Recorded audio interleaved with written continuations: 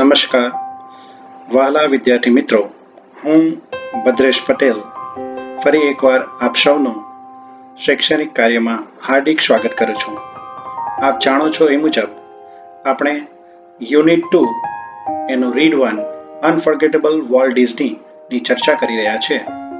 અત્યાર સુધી આપણે પાર્ટ 1 પાર્ટ 2માં વોલ્ટ ડિઝનીના કેટલાક અવિસ્મરણીય પ્રસંગો જોયા છે. આજે આપણે પાર્ટ 3 ના માધ્યમથી આ યુનિટની બાકીના પ્રેરક પ્રસંગોને પણ જાણીશું, એનો અભ્યાસ કરીશું. વોલ્ટ ડિઝનીનું જીવન એમ તો ખૂબ જ પ્રેરણાદાયી છે, કારણ કે તેઓ હંમેશા માનતા if you can dream it you can do it. આવા ઉચ્ચ વિચાર ધરાવતા વોલ્ટ ડિઝની વિશે આજે આપણે વધારે માહિતી મેળવીએ. વિદ્યાર્થી મિત્રો, આજે આપણે માહિતી મેળવીશું ડિઝનીલેન્ડ પ્રોજેક્ટ વિશેની. હા વિદ્યાર્થી મિત્રો, એમના જીવનમાં ડિઝનીલેન્ડ પ્રોજેક્ટ એ અતિ મહત્વનો પ્રોજેક્ટ હતો, જે આપણે અહીં જાણીશું. ધ સ્ટોરી ઓફ ડિઝનીલેન્ડ, આ પેરેગ્રાફથી આપણે શરૂઆત કરીએ છીએ, જ્યાં આપણે અગાઉ અટક્યા હતા. The story of Disneyland illustrates Walt's vision and his stubborn determination to realize an idea he believed in. વિદ્યાર્થી મિત્રો, અંડરલાઈન કરેલ આ વાક્યને આપણે સાથે સમજીએ. વોલ્ટને પોતાનો એક દ્રષ્ટિકોણ હતો, જેના માટે શબ્દ વાપર્યો છે વિઝન.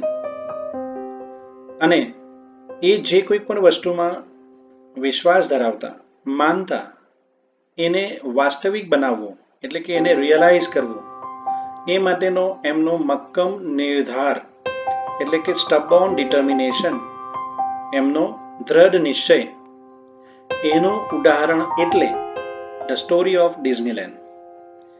વિદ્યાર્થી મિત્રો, કદાચ, પરહેપ્સ એટલે કદાચ, એમની અન્ય કોઈ પણ સ્ટોરીઝની સરખામણીમાં આ સૌથી પ્રેરણાદાયી સ્ટોરી છે. એટલે આ વાક્યમાં કહ્યું છે, the story of Disneyland perhaps better than anything else illustrates Walt's vision and his stubborn determination to realize an idea he believed in. વોલ્ટના દ્રષ્ટિકોણને અને જે બાબતમાં એ વિશ્વાસ ધરાવતા એને વાસ્તવિક બનાવવાના એમના મક્કમ નિર્ધારને ઉદાહરણ રૂપે જોવું હોય તો એ છે સ્ટોરી ઓફ ડિઝનીલેન્ડ, જે કદાચ એમની અન્ય તમામ સ્ટોરીથી શ્રેષ્ઠ છે. For years, Walt had quietly nursed the dream of a new kind of amusement park. ઘણા વર્ષો સુધી વોલ્ટ છાનામાના મનોમન એક સ્વપ્ન સેવતા હતા, જેના માટે શબ્દ વાપર્યો છે ક્વાઇટલી નર્સ ધ ડ્રીમ. એમણે મનોમન એક સ્વપ્ન સેવ્યું હતું. એ સ્વપ્ન શેના વિશે હતું? એ સ્વપ્ન હતું અબાઉટ એન એમ્યુઝમેન્ટ પાર્ક. એક મનોરંજન પાર્કની એમણે ઈચ્છા સેવી હતી, જે એક નવા પ્રકારનો જ પાર્ક હશે, a new kind of amusement park. વિદ્યાર્થી મિત્રો, વોલ્ટ જીવનમાં હંમેશા મહત્વકાંક્ષી રહ્યા છે. He was an ambitious person. અને એમનું આ મહત્વકાંક્ષીપણું એને ધ્યાનમાં રાખીએ તો એમ્યુઝમેન્ટ પાર્ક બનાવવાની એમની ઈચ્છા એનો જ ભાગ હતો. એમણે જે એમ્યુઝમેન્ટ પાર્ક બનાવવો હતો એના વિશે જણાવ્યું છે. It would be a potpourri of all ideas conjured up by his fertile imagination. વિદ્યાર્થી મિત્રો, આપ જાણો છો વોલ્ટ ડિઝની એમની પાસે જે ઇમેજિનેશન એટલે કે કલ્પના શક્તિ હતી એ અતુલ્ય હતી, મેચલેસ અને ફર્ટાઇલ હતી. અત્યંત ફળદ્રુપ, અત્યંત ઉપજાઉ કહી શકાય એવી કલ્પના શક્તિ, અને એમાંથી કન્જર્ડ અપ, એમાંથી સર્જન પામેલ, એમાંથી ઉત્પન્ન થયેલ એમના તમામ આઈડિયાઝ, ઓલ ધ આઈડિયાઝ, એનું કલેક્શન એટલે કે પોટપોરી, એનું કલેક્શન આ એમ્યુઝમેન્ટ પાર્ક હશે એવું એમણે વિચાર્યું હતું. વિદ્યાર્થી મિત્રો, ડિઝનીલેન્ડ માટે આપણે આ કહી શકીએ કે Disneyland would be a potpourri of all ideas conjured up by his fertile imagination. But the idea of sinking millions of dollars into an amusement park, પરંતુ એક એમ્યુઝમેન્ટ પાર્ક માટે લાખો ડોલરને ખર્ચવા, એટલે કે સિંકિંગ શબ્દ વાપર્યો છે, ખર્ચવા, એ કદાચ વધારે પડતું હશે. Even walls kind of amusement park, અને એમાં પણ વોલ્ટ જેવું વિચારે છે એવા એમ્યુઝમેન્ટ પાર્ક પાછળ લાખો ડોલર ખર્ચવા કદાચ seemed so preposterous એટલે હાસ્યાસ્પદ.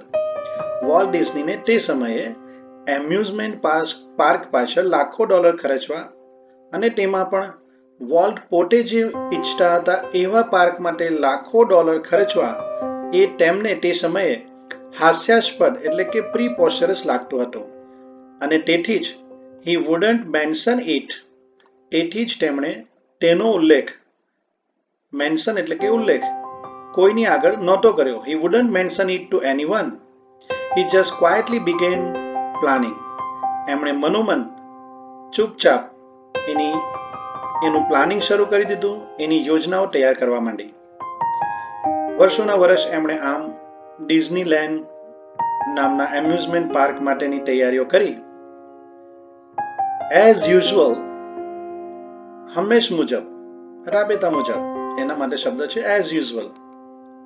Though he infused all of us with his own enthusiasm when he finally told us about the project. વિદ્યાર્થી મિત્રો,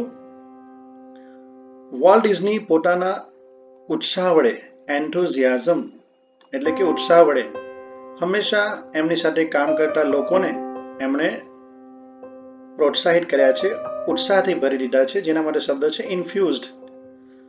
વોલ્ટ પોતાના ઉત્સાહ વડે હંમેશા પોતાના ટીમ મેટ્સને ઉત્સાહિત કરતા. તો એ મુજબ when he finally told us about the project, છેવટે એમણે ડિઝનીલેન્ડ પ્રોજેક્ટ અંગે એમના ટીમ મેટ્સ એટલે કે પોતાના જૂથના, પોતાની સાથે કામ કરતા વ્યક્તિઓને એની વાત જણાવી. Someone asked, કોઈકે પૂછ્યું, Walt, how should the Disneyland look? Walt, આ ડિઝનીલેન્ડ કેવું દેખાવું જોઈએ? Quick came the reply, જેનો ત્વરિત ઉત્તર એમણે આપ્યો, It should look like nothing else on this earth.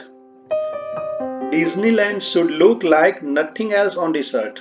Disneyland આ દુનિયામાં જેટલા પણ એમ્યુઝમેન્ટ પાર્ક છે, જેટલી પણ વસ્તુઓ છે, એનાથી અલગ હશે, એના જેવું ન હોય. અને જે બીજાથી અલગ હોય એવી વસ્તુને આપણે યુનિક કહીએ છીએ. તો કદાચ ડિઝની પોતાના આ શબ્દો દ્વારા વોલ્ટ ડિઝની એવું કહેવા માંગે છે કે એમનો ડિઝનીલેન્ડ યુનિક હશે. Predictably, we had trouble raising money. અંદાજા મુજબ એમને આ વાતનો ખ્યાલ હતો જ. Predictably, we had trouble raising money. તેમને આર્થિક મુશ્કેલીનો સામનો કરવો પડ્યો. But Disneyland did open in July 1955. તેમ છતાં જુલાઈ 1955માં ડિઝનીલેન્ડ શરૂ થયું. Since that first day, Disneyland શરૂ થયાના પ્રથમ દિનથી લઈને આજ દિન સુધી millions of people have flocked to see the unique creation of Walt's imagination. વોલ્ટની કલ્પના શક્તિના અદ્વિતીય અદ્ભુત સર્જન, જેના માટે શબ્દ વાપર્યો છે યુનિક ક્રિએશન, એવા અદ્ભુત સર્જનને નિહાળવા માટે લાખોની સંખ્યામાં લોકો નિરંતર આવતા રહે છે, મુલાકાત લેતા રહે છે. વિદ્યાર્થી મિત્રો, ખરેખર Disneyland is the unique creation of Walt's imagination. Like a kid with a new toy. નાનું બાળક જ્યારે એની પાસે નવું રમકડું હોય ત્યારે કેટલું આનંદિત હોય, એ જ બાબતને વોલ્ટ ડિઝની સાથે સરખાવવામાં આવી છે. આ નવું રમકડું જેના માટે શબ્દો વાપર્યા છે the biggest shiniest toy in the world. વિદ્યાર્થી મિત્રો, વોલ્ટ પાસે જે રમકડું હતું, નવું રમકડું, એ ખૂબ વિશાળ અને ખૂબ જ રોશનીયુક્ત, ચમકદાર, ઝગમગતું રમકડું હતું. વિદ્યાર્થી મિત્રો, અહીં the biggest shiniest toy in the world આ શબ્દો વપરાયા છે ડિઝનીલેન્ડ માટે.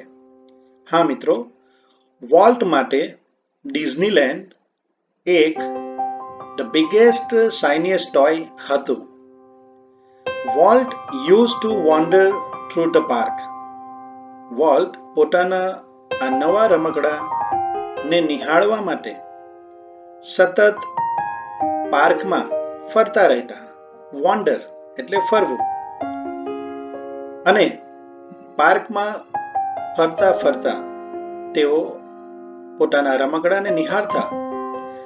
એની તુલના કોઈક મુલાકાતી સાથે, ટુરિસ્ટ સાથે, જે વોલ્ટ ડિઝનીને આ ડિઝનીલેન્ડની મુલાકાત લે અને ટુરિસ્ટ જે રીતે હેપીલી એટલે કે ખુશીથી આ ડિઝનીલેન્ડને સ્ટેરિંગ એટલે કે સતત નિહાળ્યા કરે, એમ વોલ્ટ ડિઝની પોતે તૈયાર કરેલા આ અદ્ભુત ડિઝનીલેન્ડને નિહાળ્યા કરતા. વિદ્યાર્થી મિત્રો, આ છે ડિઝનીલેન્ડની કેટલીક માહિતી. આવું હતું ડિઝનીલેન્ડ, અને અત્યારે પણ વિશ્વમાં ડિઝનીલેન્ડ સૌથી વધુ લોકપ્રિય મુલાકાતનું સ્થળ કહી શકાય. વિદ્યાર્થી મિત્રો, આપણે પાઠને આગળ સમજવા પ્રયત્ન કરીએ.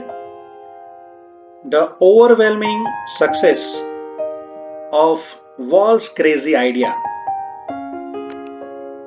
વોલ્ટના આવા ક્રેઝી આઈડિયાને કારણે એમને ઓવરવેલ્મિંગ સક્સેસ, અદ્ભુત સફળતા મળી. ઓવરવેલ્મિંગ સક્સેસ એટલે કે અદ્ભુત, અપ્રતિમ સક્સેસ એટલે કે સફળતા મળી. અને ડિઝની ફોર્ચ્યુન્સ એટલે કે ડિઝનીની જે સંપત્તિ છે તેના માટે શબ્દો વાપરે છે ડિઝની ફોર્ચ્યુન્સ એટલે કે એમની ધન દોલત. એમાં ડ્રામેટિક એટલે કે નાટ્યાત્મક, અબાઉટ અ ફેસ એટલે કે આકસ્મિક ફેરફાર થયો, અને તે પણ ટ્રિગર્ડ એટલે કે અત્યંત ઝડપથી. વિદ્યાર્થી મિત્રો, ફરી એકવાર લાઈને સમજી લઈએ. વોલ્ટનો ક્રેઝી આઈડિયા એટલે કે ડિઝનીલેન્ડ, તેને મળેલી અદ્ભુત સફળતાને કારણે ડિઝનીની ધન દોલતમાં નાટ્યાત્મક રીતે ખૂબ જ ઝડપથી વધારો થયો. મતલબ વોલ્ટ ડિઝની ખૂબ જ ધનિક બની ગયા. Yet success never change volt. તેમ છતાં વોલ્ટ સફળતાને કારણે ક્યારેય બદલાયા નહીં. મતલબ સફળતા પણ એમને બદલી શકી નહીં. He remained the simplest of men. એ પોતે સીધા સાદા વ્યક્તિ જ રહ્યા, જે પહેલેથી હતા જ. He remained the simplest of men. એ હંમેશા સીધા સાદા વ્યક્તિ જ રહ્યા. He hated parties.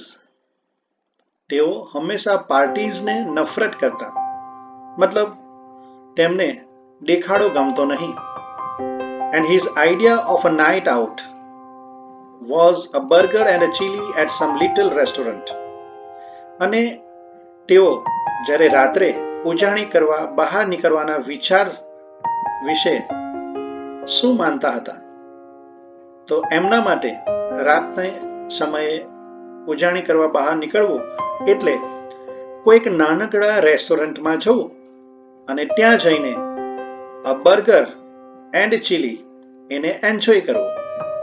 મતલબ એમને આટલા બધા ધનવાન વ્યક્તિ બન્યા પછી પણ એમનું જીવન ધોરણ સાદગીપૂર્ણ જ રહ્યું.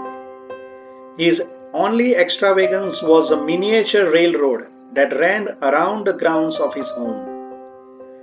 એમણે જીવનમાં કરેલ કદાચ અતિશય ખર્ચાના ભાગરૂપે જે કંઈ કર્યું હોય તો એ છે એમના ઘરની આસપાસ એમણે મિનિએચર એટલે કે નાના કદની રેલ રોડ એટલે કે રેલવેના પાટાઓ નંખાવ્યા હતા. વિદ્યાર્થી મિત્રો, આપને જણાવી દઉં, વોલ્ટ ડિઝનીને હંમેશા ટ્રેન પ્રત્યે અત્યંત લગાવ રહ્યો હતો અને એના જ ભાગરૂપે એમણે પોતાના ઘરની ચારેય બાજુ નાના કદના રેલવેના પાટાઓ નંખાવ્યા હતા. આવો હતો વોલ્ટ ડિઝનીનો ટ્રેન પ્રત્યેનો પ્રેમ. વિદ્યાર્થી મિત્રો, સ્વાભાવિક છે, વ્યક્તિ જ્યારે ધનાઢ્ય બને ત્યારે એને પૂછનારાઓ ઘણા મળે. એમના એક મિત્રએ એકવાર એમને પૂછ્યું, "What do you do with all your money?" A friend once asked him. What do you do with all your money? તમે આટલા બધા પૈસા કમાવો છો, એનું શું કરો છો? Pointing at the studio, પોતાના સ્ટુડિયો તરફ આંગળી ચીંધતા, પોઇન્ટિંગ એટલે આંગળી ચીંધવી, વોલ્ટ પોતાના સ્ટુડિયો તરફ આંગળી ચીંધતા કહે છે, I fertilize that field with it. એ પૈસાની મદદથી હું આ ફિલ્ડને વધુ ફળદ્રુપ, વધુ ઉપજાઉ બનાવું છું. વિદ્યાર્થી મિત્રો, અહીં ફિલ્ડ શબ્દ એ સ્ટુડિયો માટે વપરાયો છે અને એ સ્ટુડિયોને વધુ ને વધુ કાર્યક્ષમ બનાવવું એટલે કે ફર્ટિલાઇઝ કરવું, અને એના પાછળ એ પોતાના તમામ પૈસાઓ ખર્ચતા હતા. આ વાક્યને સમજાવવા માટે નીચે લખ્યું છે તે આપણે સમજી લઈએ. એન્ડ ઇટ ઇઝ ટ્રુ, અને એ વાત બિલકુલ સાચી હતી કે volt plowed money back into the company almost as fast as it came in.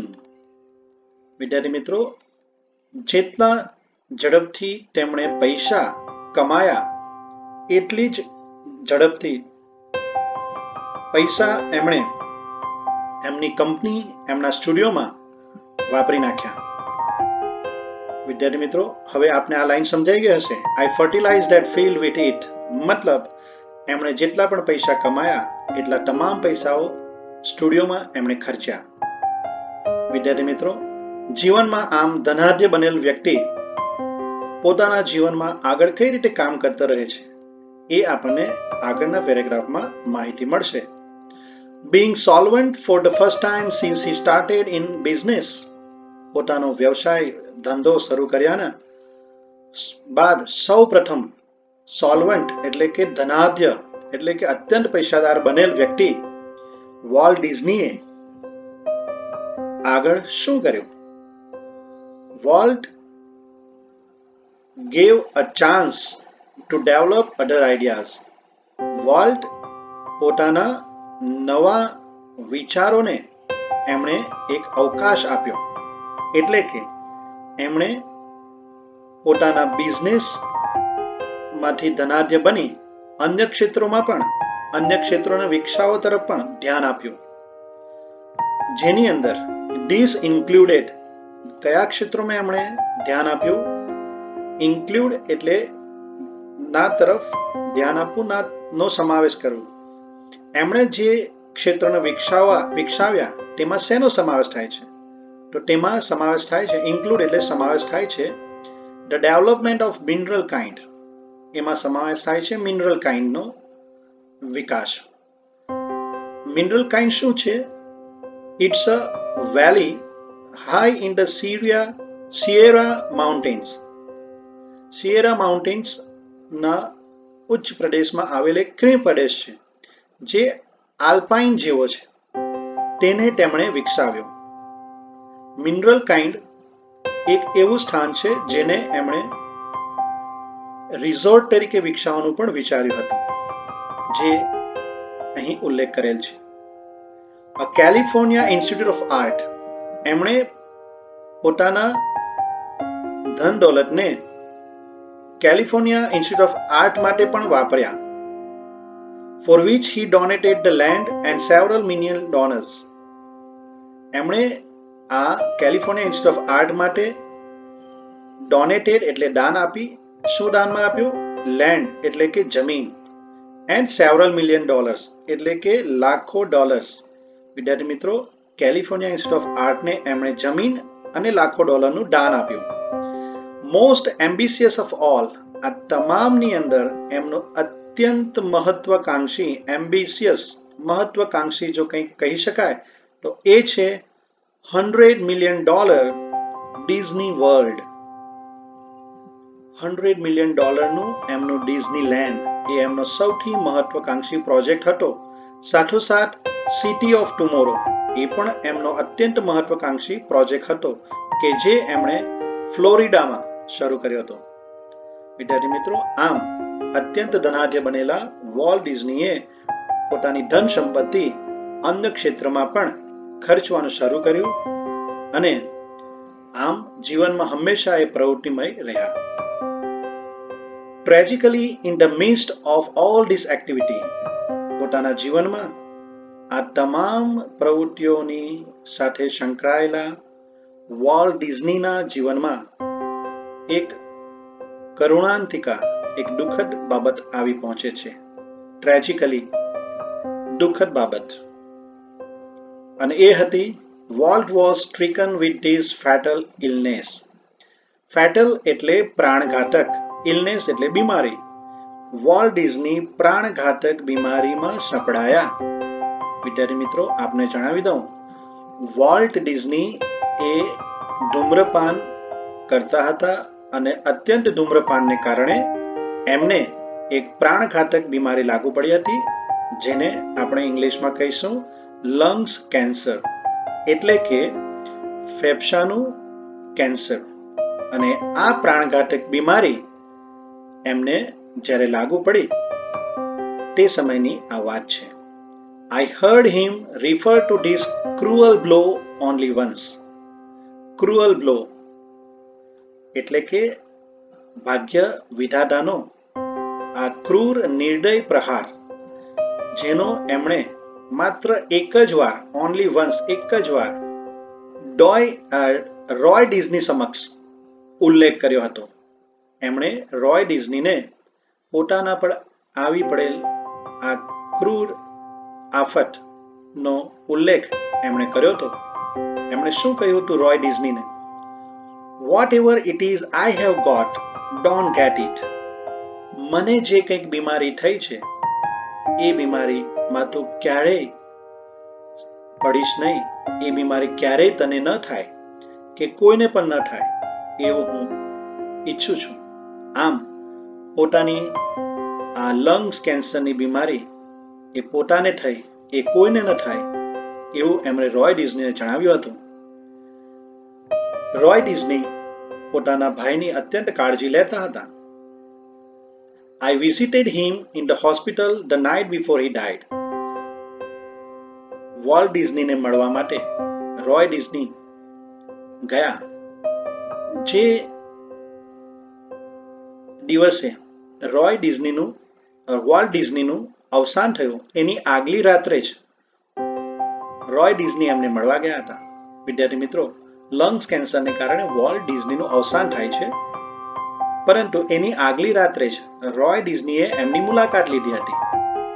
ઓલ્ધો ડેસ્પરેટલી ઇલ મતલબ સિરિયસલી ઇલ, અત્યંત ગંભીર રીતે બીમાર હોવા છતાં, ઓલ્ધો એટલે તેમ છતાં, he was full of plans for the future. ભવિષ્ય અંગેના અનેક આયોજન સાથે તેઓ તૈયાર હતા. As he had been all his life. જે રીતે પોતાના સમગ્ર જીવન દરમિયાન તેઓ અનેક આયોજનો કરતા હતા. જીવનના અંતિમ પળોમાં પણ, અંતિમ ક્ષણોમાં પણ એ ભવિષ્ય અંગે એટલા જ આયોજન સાથે તૈયાર હતા. આવા હતા વોલ્ટ ડિઝની, અત્યંત એમ્બિશિયસ. અને આમ આ ઇમેજિનેશનના હીરો વોલ્ટ ડિઝની આ દુનિયા છોડીને ચાલ્યા જાય છે. Walt use to say, Walt હંમેશા કહેતા, Disneyland would never be finished. ડિઝનીલેન્ડની અસર, એનો પ્રભાવ ક્યારેય પણ ઘટ્યો નથી. એન્ડ ઇટ નેવર વિલ, અને ક્યારેય ઘટશે પણ નહીં. I like to think too that Walt Disney's influence will never be finished. Roy Disney પણ એવું જ માને છે અને કહે છે, વોલ્ટ ડિઝનીની જે અસર છે, એનો જે પ્રભાવ છે, તે ક્યારેય ખતમ થશે નહીં, એનો અંત આવશે નહીં. વિદ્યાર્થી મિત્રો, વોલ્ટ ડિઝનીના ઇન્ફ્લુઅન્સનો ક્યારેય પણ અંત આવશે નહીં એવું રોય ડિઝની શા માટે કહે છે? કારણ કે એમણે જે કંઈક સર્જન કર્યું છે એના દ્વારા લોકો સતત એમને યાદ કરતા રહેશે. That through his creations એટલે સર્જનો, એમના અદ્ભુત સર્જનોના માધ્યમથી ફ્યુચર જનરેશન્સ એટલે કે નવી પેઢી they will continue to celebrate, તેઓ હંમેશા આવા અદ્ભુત સર્જનોને સતત માણતા રહેશે. શેના વડે માણતા રહેશે? વોલ્ટ ડિઝનીએ એકવાર એનું વર્ણન કરતા કહ્યું હતું, what he once described એટલે વર્ણન કરવું. એકવાર એમણે વર્ણન કર્યું હતું જે બાબત, એ બાબત કઈ છે? તો એમણે જે વાત કરી હતી, વિદ્યાર્થી મિત્રો ધ્યાનથી સાંભળજો. that precious એટલે અનમોલ, ageless એટલે કે જે ઉંમર આયુષ્યથી પણ પરે છે, અમર છે, એવી કંઈક વસ્તુ આપણા દરેકની અંદર, something in every human being, તમામ પ્રત્યેક વ્યક્તિની અંદર આવી અનમોલ અમર વસ્તુ રહેલી છે. એ વસ્તુ કઈ છે જેના માટે એમણે સમથિંગ શબ્દ વાપર્યો છે? વિદ્યાર્થી મિત્રો, આપને જણાવી દઉં, એ છે આપણા અંદર રહેલ બાળકપણું. આપણે દરેક વ્યક્તિ ગમે તે ઉંમર હોય, આપણી અંદર એક બાળક જીવંત હોય છે અને એ ચાઇલ્ડિશનેસનો ઉલ્લેખ એમણે કર્યો છે સમથિંગ વડે. વિદ્યાર્થી મિત્રો, ચાઇલ્ડિશનેસ એટલે કે બાળકપણું એ કેવું છે? તો ચાઇલ્ડિશનેસ ઇઝ પ્રીસિયસ એન્ડ એજલેસ, જે તમામ વ્યક્તિની અંદર હોય છે. which makes us play, આ બાળકપણું આપણને શું કરવા પ્રેરે છે? તો આપણી ચાઇલ્ડનેસ એટલે કે બાળકપણું makes us play with children's toys, બાળકોના રમકડા સાથે રમવા માટે દોરી જાય છે. laugh at silly things, નાની નાની વસ્તુઓમાં પણ આપને ખૂબ જ હસાવે છે. આ બાળકપણું આપણને sing in the bathtub ની અંદર ગીતો ગાવા માટે પ્રેરે છે. આ બાળકપણું આપણને ડ્રીમ એટલે કે સ્વપ્નો જોવા તરફ પ્રેરે છે. વિદ્યાર્થી મિત્રો, આ ખરેખર છેલ્લી જે 4-5 વાતો છે, 4-5 વાક્યો છે, એની અંદર એમણે આપણી અંદર રહેલ બાળકનો ઉલ્લેખ કર્યો છે. અને આ બાળકપણું એ હંમેશા દરેક વ્યક્તિમાં હોય છે, ભલે ને એ વ્યક્તિ 80-90 વર્ષના વડીલ વ્યક્તિ હોય. અને આ બાળકપણું જ આપણી અંદર જીવનના અંતિમ શ્વાસ સુધી રહે છે, જેથી આપણે બાળકની જેમ રમકડા રમવાની ઈચ્છા આપણને થતી હોય છે, નાની નાની વસ્તુઓમાં ખડખડાટ હસવાની ઈચ્છા થતી હોય છે, અને બાથટબમાં ગીતો ગાવું અને સપનાઓ જોવાની ઈચ્છા પણ આ બાળકપણાના આભારી છે. વિદ્યાર્થી મિત્રો, આ સાથે આપણા આ યુનિટનું અહીં અભ્યાસ પૂર્ણ થાય છે. વિદ્યાર્થી મિત્રો, આપ સૌને જણાવી દઉં કે આ સાથે જ યુનિટ 2 રીડ 1 આપણે પૂર્ણ કરીએ છીએ. આપ સૌને આ 3 પાર્ટ 1, પાર્ટ 2 અને પાર્ટ 3 ના માધ્યમથી સમગ્ર યુનિટ સમજાવવાનો મેં પ્રયત્ન કર્યો છે. આપ સૌને આ રીડ 1 સંપૂર્ણ સમજાઈ ગયું હશે એવી આશા સાથે વોલ્ટ ડિઝનીના જ કોટેશન સાથે હું મારો આજનું કાર્ય પૂર્ણ કરીશ. વોલ્ટ ડિઝની કહેતા, ફર્સ્ટ થિંક, સૌપ્રથમ વિચારો, સેકન્ડ બિલીવ, બીજી બાબત એમાં શ્રદ્ધા ધરાવો, થર્ડ ડ્રીમ, અને ત્રીજી બાબત એ અંગે સ્વપ્નાઓ જુઓ, એન્ડ ફાઇનલી ડેર, અને અંતે એ સપનાઓને સાકાર કરવાની હિંમત કેળવો. વિદ્યાર્થી મિત્રો, વોલ્ટ ડિઝની હંમેશા જે કહેતા, first think, second believe, third dream and finally dare. વિદ્યાર્થી મિત્રો, હંમેશા પોતાની ઈચ્છા શક્તિને પ્રબળ રાખો અને તમે જે કંઈ કરવા માંગો છો એ તમામ વસ્તુ શક્ય છે એવું એમણે કહ્યું છે. નથિંગ ઇઝ ઇમ્પોસિબલ એવું એમણે અહીં આપણને જણાવ્યું છે. આપણે એમનો ખૂબ ખૂબ આભાર માનીએ છીએ. વોલ્ટ ડિઝની ખરેખર આપણા માટે ખૂબ જ પ્રેરણાદાયી છે. વિદ્યાર્થી મિત્રો, ફરી મળીશું યુનિટ 2ના નવા રીત સાથે. વિદ્યાર્થી મિત્રો, આપની સમક્ષ રજૂ કરેલ આ વિડીયો આપને ગમ્યો હશે એવી આશા રાખું છું. આપને આ વિડીયો ગમ્યો હોય તો મારી ચેનલને સબસ્ક્રાઈબ કરશો, તેમજ આ વિડીયો વધુમાં વધુ શેર કરશો અને લાઈક કરશો. ફરી એકવાર આપનો ખૂબ ખૂબ આભાર. જય હિન્દ, જય ભારત.